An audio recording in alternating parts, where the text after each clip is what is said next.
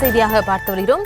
தென்காசி மாவட்டம் கடையநல்லூர் அருகே புதிய கார்கள் பழுதானதால் அங்கு ஓனர்கள் தள்ளி செல்லக்கூடிய நிலை ஏற்பட்டிருக்கிறது. ஓனர்கள் அந்த காரை தள்ளி சென்று அங்கு ஒப்படைத்திருக்கிறார்கள். அது தொடர்பான அண்மை செய்தியை பார்த்து வருகிறோம்.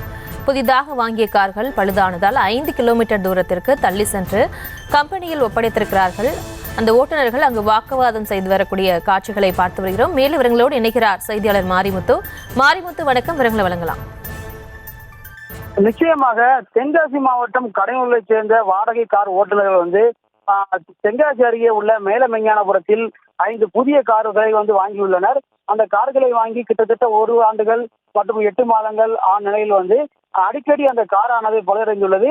இதனால் அவர் இந்த காரை அவர்கள் இயக்க முடியாமல், வாடகைக்கு செல்ல முடியாமல் தவித்து வந்தனர். மேலும் ஷோரூமில் கொண்டு செல்ல போது அதற்கு முறையான பதில்கள் அவர்கள் கூறாமல் கிட்டத்தட்ட ஒரு காரை மட்டும் 25 நாளுக்கு மேலாக அங்கு வைத்துள்ளனர். அந்த காருக்கும் உரிய முறையில் அங்கு உள்ள பணியாளர்கள் பதிலளிக்கவில்லை என கூறப்படுகிறது.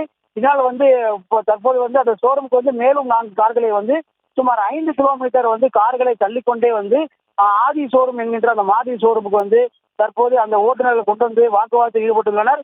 மேலும் தற்போது அவர்கள் அனைவரும் அந்த கார் ஷோரூமுடைய மேனேஜரிடம் பேசி வருகின்றனர். தற்போது வரை அங்கு அந்த பணியாளர்களுக்கும் மற்றும் அந்த கார் ஓட்டுநர்களுடைய வாக்குவாதம் ஏற்பட்டுள்ளது.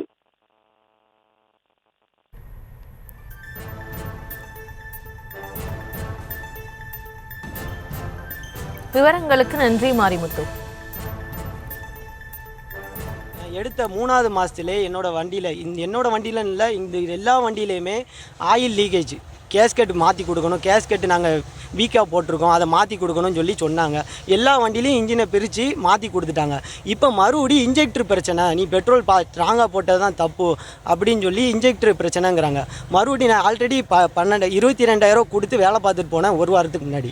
இப்போ மறுபடியும் என்கிட்ட 12,000 மறுபடியும் பில்லு கேட்குறாங்க. ஏன்னா 1 மாதமாக நான் எப்படி நான் டியூ கட்ட முடியும்? டியூ கட்டல, 1 மாதம் டியூ பண்ண, அடுத்த டியூ நான் எப்படி கட்டுறது? நான் வீட்டு வாடகை எப்படி கொடுக்குறது?